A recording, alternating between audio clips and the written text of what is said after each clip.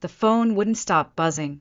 It skittered across the coffee table like it had a life of its own, vibrating in short, sharp bursts. Mom. Then Dad. Then Tyler. Again. And again. And again. It was like watching the same terrible sitcom rerun over and over, except this wasn't funny. Not even close. I didn't reach for it.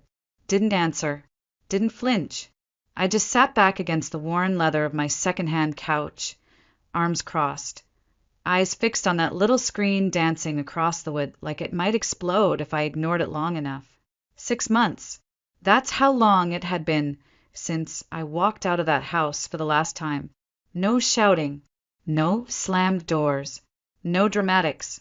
I'd simply picked up my duffel bag, stuffed in a few clothes and my laptop, and left. Calm as can be. Done. Completely done. At the time, I thought that would be the end of it. They told me not to come back, and I took them at their word. Simple, right? But here they were, months later, blowing up my phone like I'd ghosted them on Christmas, like I owed them my soul all over again, like I hadn't spent the last decade playing the role of their unpaid therapist, errand runner, and personal banker. I leaned back into the cushions, let out a slow breath, and smiled, just a little, just enough to feel it in my chest. That twist of dark satisfaction, because this chaos was proof that I'd finally done it. I'd finally shaken them. They didn't own me anymore. Not like they used to. And yet the buzzing continued. Persistent, desperate, a digital reminder of everything I had escaped, and everything I still hadn't truly left behind. If you're reading this or listening, I guess, you're probably wondering how I got here. How a 29-year-old finance analyst, the good daughter who never once caused a scene, ended up ghosting her own parents and turning off her phone like they were just another scam caller. Well, buckle up, because it's not the kind of story you can wrap up in a few neat lines. No, this one's messy, ugly, and exactly the kind of thing I wish someone had told me could happen when you love your family more than they'll ever love you back. My name is Jordan Evans. Born and raised in Cincinnati, Ohio. I was the straight A student, the one who got herself into college with scholarships and midnight shifts. The girl who never drank in high school, never skipped class, never gave my parents a single reason to worry. Meanwhile, my older brother Tyler, well, let's just say he lived a very different life, and they adored him for it. But we'll get to that. All of it. The favoritism, the gaslighting, the financial drain, the day they told me I was ungrateful and kicked me out of the house I was secretly paying for, and how that day set off the first real breath I'd taken in years. Right now, what you need to know is this. I didn't leave because I was angry. I left because I was done. Because sometimes the only way to love yourself is to stop loving the people who keep bleeding you dry. And today, as I sat in my small one-bedroom apartment with my phone lighting up like a slot machine, I felt something I hadn't felt in years. Power. The power to do absolutely nothing. I let the phone buzz. Let it scream in silence. Let it remind me how far I'd come. And I didn't move an inch. Because for once, they were the ones panicking. Not me. And God, that felt good. I wasn't born into chaos. It crept in slowly, like water leaking through the cracks in the foundation. At first, it just felt uneven, slightly off, like maybe I was imagining things, that maybe I was too sensitive, that maybe love really did come with conditions. You just had to meet them right, consistently, quietly. I was 8 when I first noticed it. Tyler broke a neighbor's window with a baseball bat, and Mom rushed to defend him before the glass even stopped falling. He didn't mean to, she cried, hugging him like he was the one who'd been hurt. Dad paid for the damages without blinking. No grounding, no scolding, just a sad smile and a pat on the head. A week later, I accidentally knocked over a vase while cleaning, and the look Mom gave me could have sliced stone. "You're better than this, Jordan," she hissed. "Don't disappoint me again." That became the refrain of my childhood. You're better than this. Be the example. Tyler's struggling right now. He needs support. Tyler was always struggling. From age 10 to 33, that never changed. He flunked out of high school twice. Mom blamed the teachers. He quit college after a semester. Dad said the curriculum wasn't a good fit. He floated from job to job like a leaf on water, never staying anywhere long enough to be held accountable. And through all of it, he was coddled, protected, understood. I, on the other hand, was the rock. At 16, I got my first job at a fast food joint down the street. I'd come home smelling like grease and tired to the bone, but no one asked how my day went. They were too busy calming Tyler after his latest life crisis. When I got a full-ride scholarship to Ohio State, Dad grunted, "That's good," and went back to his paper. Mom didn't even look up from her soap opera. But when Tyler posted an out-of-focus photo of himself standing outside a community college 2 years later, they printed it and framed it like it was a diploma. I didn't get a celebration. I got expectations. You see, in our house, love wasn't given, it was earned. And even then, only sometimes. I learned how to stay quiet, how to be useful, how to make myself small when Tyler needed the spotlight, and how to expand just enough when Mom needed someone to complain to about how hard life was. I paid the bills on time, got straight A's, kept the fridge stocked when no one else would. I didn't ask for help because I knew it wouldn't come. But deep down, I kept hoping that maybe if I just held it all together long enough, they'd finally see me. Not as the backup plan, not as the safety net, but as their daughter, their equal. Spoiler, they never did. And Tyler? He didn't have to lift a finger. Not when I was always 2 steps ahead, catching what he dropped. Not when Mom insisted he just needed more time to find his path, and Dad mumbled about how the world's harder on boys nowadays. I was building a life brick by brick, and Tyler was drawing stick figures in the dirt, and somehow I was still the one being asked to slow down, to wait, to help, to give, and I did. For years, I told myself it was strength, that being needed meant I mattered, that love in our family looked like utility. But now, looking back, I realized that I wasn't loved. I was used. Every good grade, every late-night shift, every quiet sacrifice, it just made them expect more. Not appreciate more, just expect. So when you hear me say that walking away wasn't easy, believe me, it wasn't. I was trained from childhood to stay, to fix, to absorb. But even the strongest foundation can crack when the weight's not shared. And mine had been crumbling for years. It started with $20. Mom called one evening while I was finishing a report for my boss. "Hey, sweetie, we're a little short on the electric bill. Can you help us out just this once?" Her voice was soft, sweet, practiced. I didn't even hesitate. "Of course, Mom." I transferred the money before she could finish thanking me. That was the first time. The second came a week later. "Your dad forgot to do the groceries again," she sighed. "Could you pick up a few things? Just the basics, nothing fancy." And like the idiot daughter desperate for approval, I showed up with 4 full bags, fresh produce, meat, even the almond milk she liked. Then came the gas bill, the broken faucet, that we're behind on the mortgage, but it's just temporary. And suddenly, just this once became, "We'll pay you back soon," which evolved into, "We'd do it for you." But they never did. I started keeping track, first in my head, then in a spreadsheet. I was covering almost everything. Electric, gas, groceries, even most of the mortgage. Meanwhile, Tyler sat on the living room couch, controller in hand, playing video games like he was auditioning for a speedrun championship. No job, no rent, no shame. And every time I asked, every time, Mom's voice would get that trembling edge. "Tyler's trying his best," she'd whisper, like I was the villain for noticing reality. Dad would shrug, half asleep in his recliner, muttering, "We're lucky to have you, kiddo." As if that was gratitude. I told myself it was fine, that I could handle it.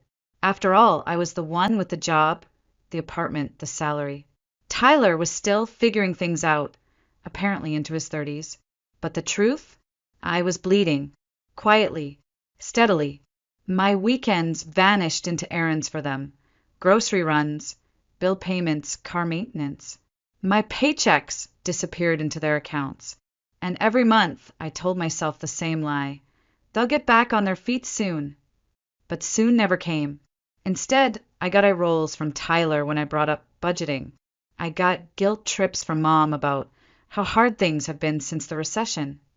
I got cold silences from Dad when I didn't send money fast enough. And I started to change. I got quieter, more resentful.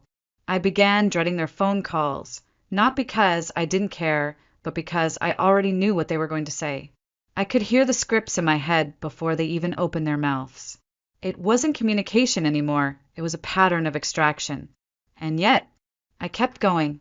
I kept helping, even when I couldn't afford to. I dipped into my emergency fund, canceled a trip I'd been planning for months, stopped putting money toward my student loans. I was burning my future to keep their present afloat. And still, they looked at me like it was expected, like it was normal, like I owed them for giving birth to me. One day, I came over with groceries after a double shift and found Tyler lounging shirtless in the kitchen, eating ice cream from the tub. "You didn't get the good cereal?" he asked, not even bothering to thank me.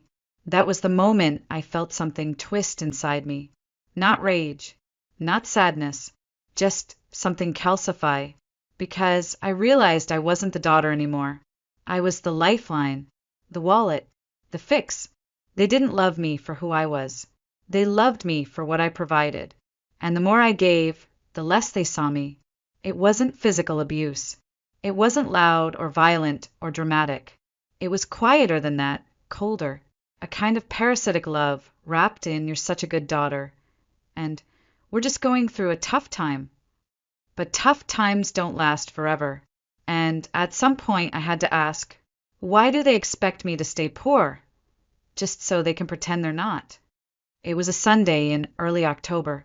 The air had that brutal chill that made your bones ache before the sun even finished rising. I had just wrapped up a 70-hour week at the firm. Spreadsheets, back-to-back meetings, late-night client calls. My eyes were fried. My back ached. My bank account was still smarting from the last $600 I'd wired Mom for emergency utilities. But still, I showed up. Groceries in both arms, keys between my teeth, trying not to drop the bag of apples or the oat milk Mom liked even though no one else drank it. The porch light was on, which was weird. It was broad daylight. But I didn't think much of it. I pushed the door open with my hip, stepped into the house I grew up in, the house I'd been secretly keeping from foreclosure for 2 years, and immediately knew something was wrong. They were waiting for me. Mom sat on the edge of the living room couch, arms crossed, jaw tight. That look she saved for teachers who gave Tyler detention. Dad stood just behind her, hands in his pockets, face blank. Tyler was sprawled on the other couch, one foot on the coffee table, tapping away at his phone like he hadn't seen me. "No, hi, Jordan." "No, thanks for the groceries." Just silence. Heavy, condensed, measured. I set the bags down slowly. "What's going on?" I asked. Mom didn't blink. "We need to talk." My stomach dropped. Dad stepped forward, voice casual, almost rehearsed. "We've been thinking. It's time you start contributing more." I stared at him. "Contributing more?" You make good money," Mom cut in. "It's not fair that we're barely scraping by while you're off living in your own place, spending your paycheck however you want." Something in my chest snapped clean in half. "I've been covering your mortgage," I said, voice low but shaking. "For 2 years. That's not enough." Mom scoffed. "A few bills here and there, that's hardly. My hands clenched at my sides. Groceries, utilities, rent, gas, insurance, all of it. Tyler doesn't pay a dime. He's 33 and hasn't had a job since 2019. But I'm the problem because I dared to move out and live like a functioning adult." Tyler rolled his eyes. "Jesus, Jordan, it's just money. They've done a lot for us." I snapped my head toward him. "Us? Tyler, what part of us do you belong to when I'm the only one footing the bill?" That was it. Mom stood. her face hardening like stone. Don't talk to your brother like that. He's trying his best. I let out a laugh, so dry it burned. Really? Because from where I'm standing, his best looks like playing Fortnite in his underwear while I pay for your electricity. Dad's voice cut through, sharp and cold. Enough. We're asking you to step up. If you were a good daughter, you'd take responsibility. This house is too much for us to manage alone. And there it was. The line. The line they'd drawn with their entitlement, their guilt-tripping, their refusal to see me as anything but a utility. I inhaled. Slow. Deliberate. Let me get this straight, I said. You want me to pay the mortgage in full, cover all the bills, and keep pretending like Tyler isn't sitting here doing absolutely nothing. Again. And you don't see anything wrong with that? Mom's mouth thinned. We just thought, as our daughter, you'd want to help your family.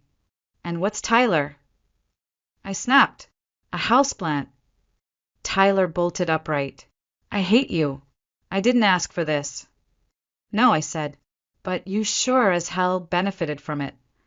Then Mom's voice exploded. If you walk out that door, don't bother coming back. And for a second, everything stopped. Time. Breathing.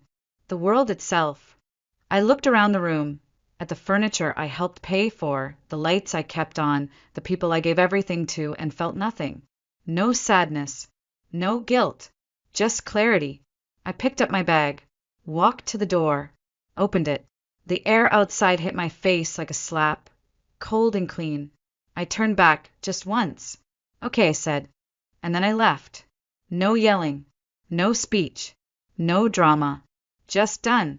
And as I stepped off the porch, I realized for the first time in my life, they needed me more than I ever needed them. The first night in my apartment, I sat on the floor and cried. Not because I was sad, not because I missed them. I cried because it was the first time in years that no one needed anything from me. No bills in my inbox from Mom. No missed calls from Dad. No text from Tyler saying, "Can you Venmo me real quick?" It was just me, a bare room, a mattress on the floor, a second-hand lamp, and peace. Real, complete, aching peace. I remember looking at the ceiling and thinking, is this what quiet sounds like? Because for so long, silence in my parents' house meant danger. Mom sulking, Dad waiting to scold, Tyler pouting because I didn't drop everything to help him. Every moment of peace there came with the tension of the next demand, the next sigh, the next favor. But now, the silence was mine. It wasn't weaponized. It wasn't bait. It wasn't a warning. It just was. I didn't answer their calls that week, or the next. At first, they came like clockwork, twice a day, sometimes 3. Mom left voicemails, each one dripping with guilt and performative sorrow. I know we had a disagreement, but this is childish, Jordan. Dad followed with his usual rational nonsense. Let's talk this out. You can't just cut off your family. And Tyler, of course, sent one text. Don't be a bitch. I blocked them all. It wasn't permanent, at least. That's what I told myself. I just needed space. Time. Oxygen. But 1 week turned into 2, then a month. And then the silence stopped feeling strange. It started to feel necessary. I started cooking again. Sleeping. Saving money. I bought a plant and didn't kill it. I remembered what it felt like to go an entire weekend without panicking about someone else's needs.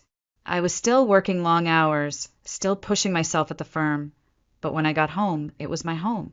And no one was waiting with a list of expectations taped to the fridge. There were moments of guilt, sure. Usually when I passed by a family in the park or saw someone FaceTiming their mom on the subway, I'd feel that little pull in my chest. Was I being cruel? Cold? Ungrateful, like Mom said? But then I'd remember.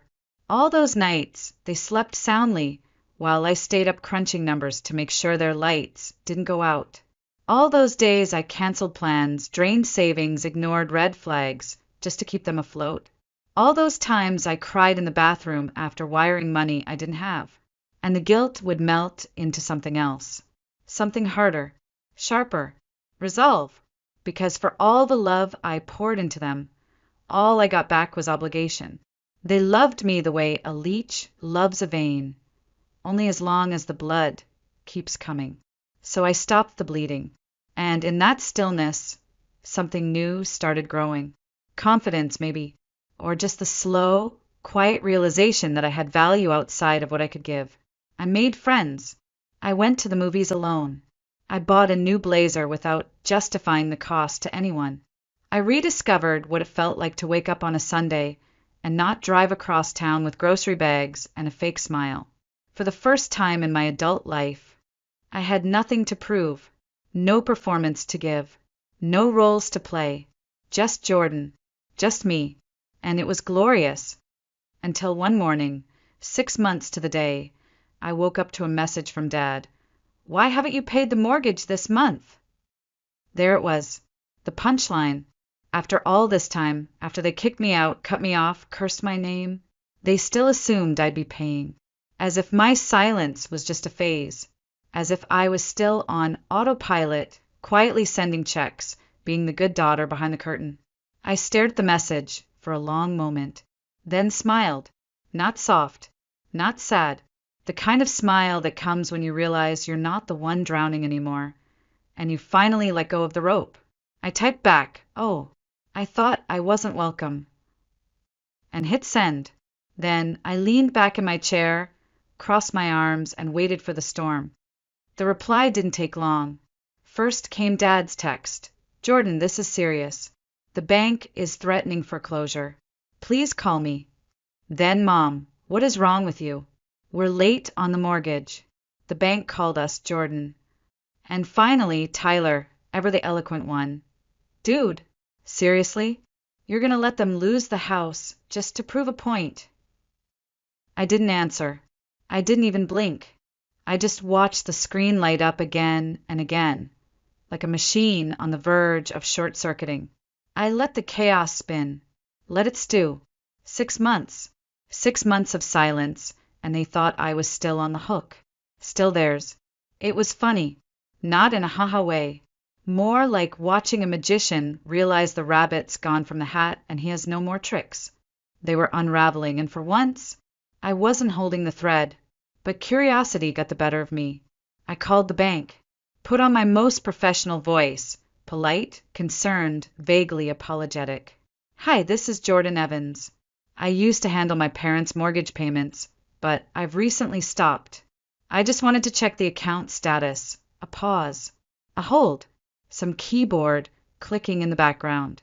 Then the rep returned with a line that landed like a slap. "Ma'am, the account has been delinquent for nearly 8 months." 8 months.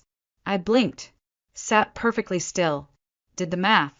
That meant even before I left, even when I was still wiring hundreds of dollars a month to them, they weren't paying the mortgage. They were pocketing the money. I swallowed hard, thanked the rep, and hung up. Then I laughed. Quiet, bitter, too sharp to be joy. They'd been letting the house drown the whole time, and used me as the bucket. All those late-night transfers, all those paychecks chipped away for their temporary struggles. And they never even used it for what they said.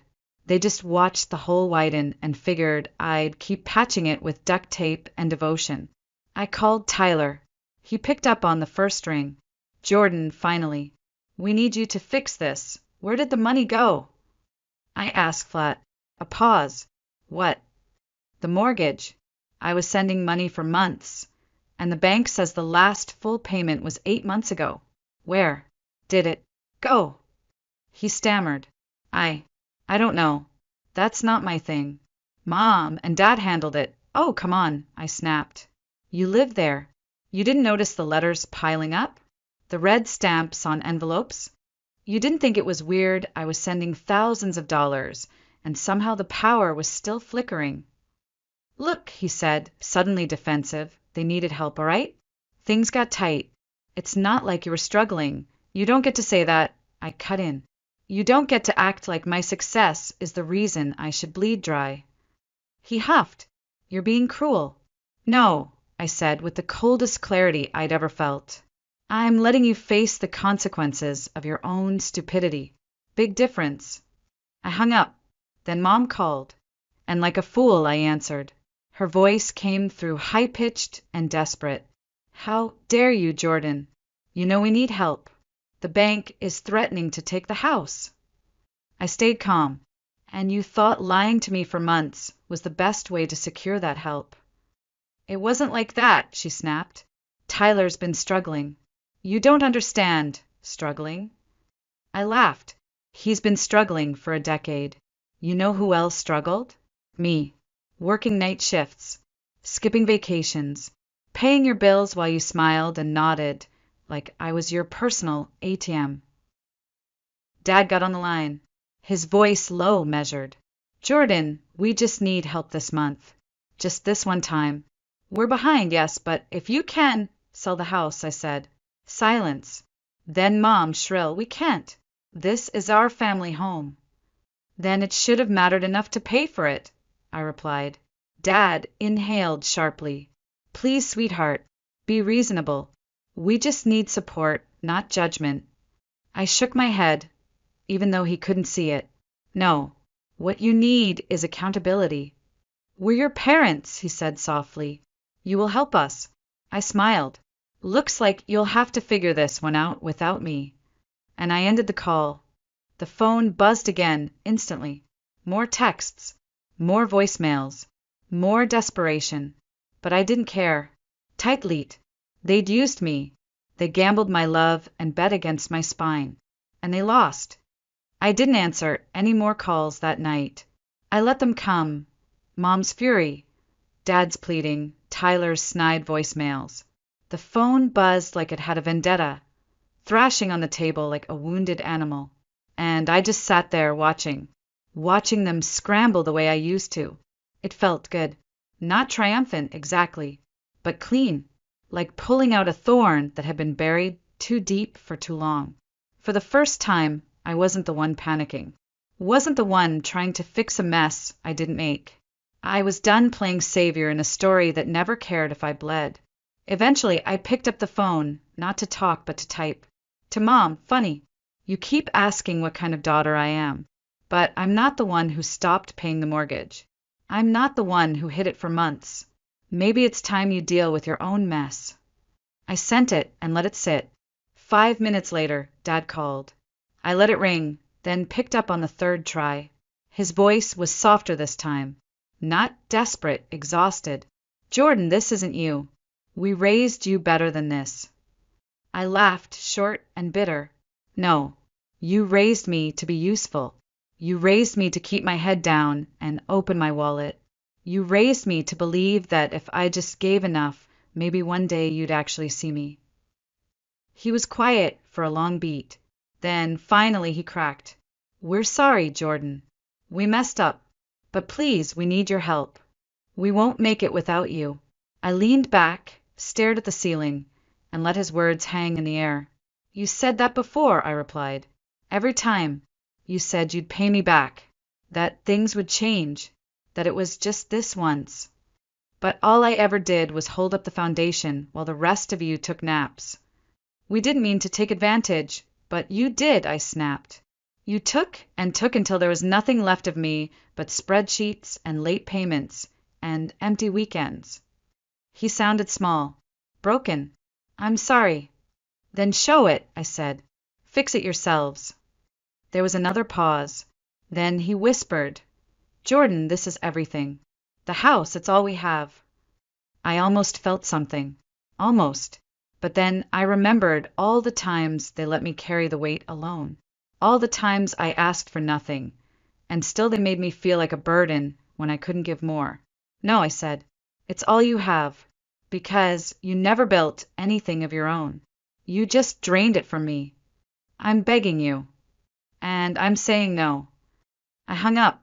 The phone exploded again, texts pouring in like a dam had burst. From Mom, you don't understand. You'll regret this. From Tyler, nice job. You're destroying everything. Real classy, Jordan.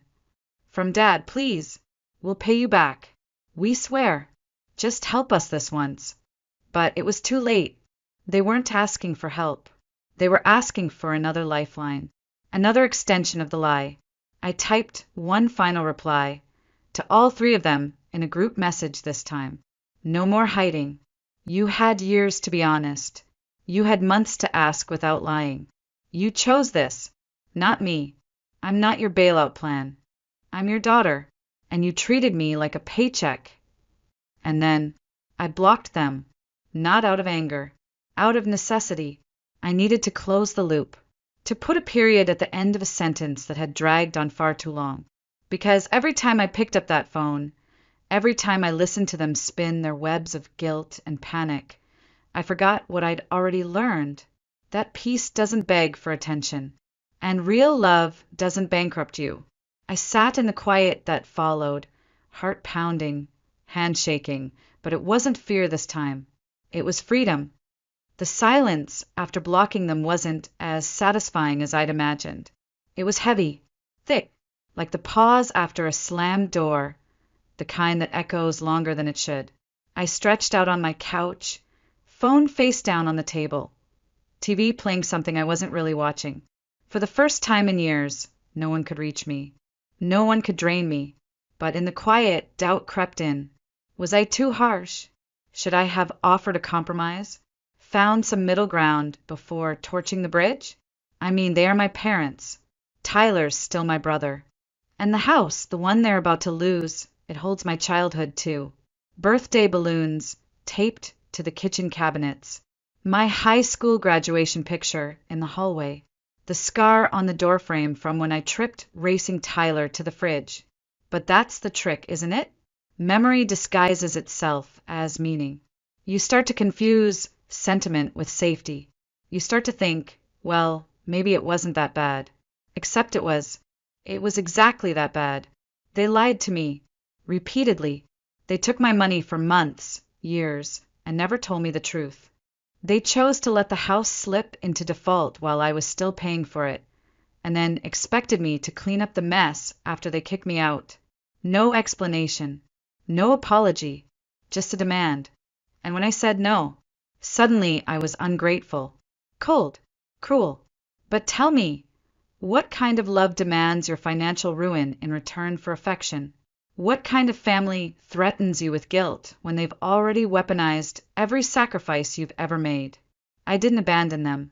They abandoned me the second they stopped seeing me as a daughter and started seeing me as a backup plan.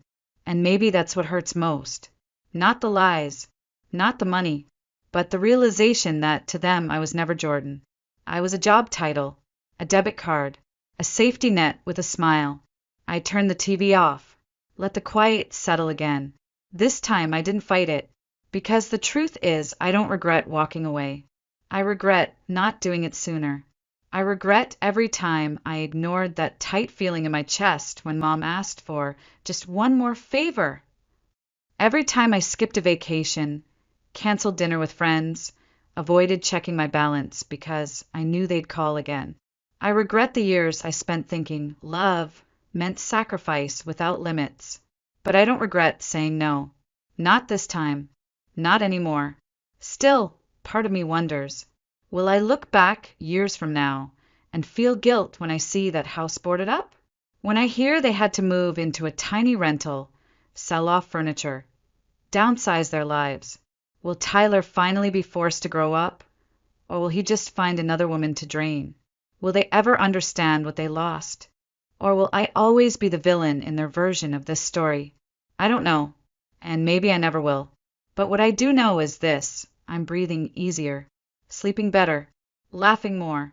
My savings account isn't a war zone anymore. My weekends belong to me again. I'm discovering what it means to exist without constantly performing usefulness. And that feeling is worth every missed call, every angry text, every "how dare you?" Because I dared. I dared to say no.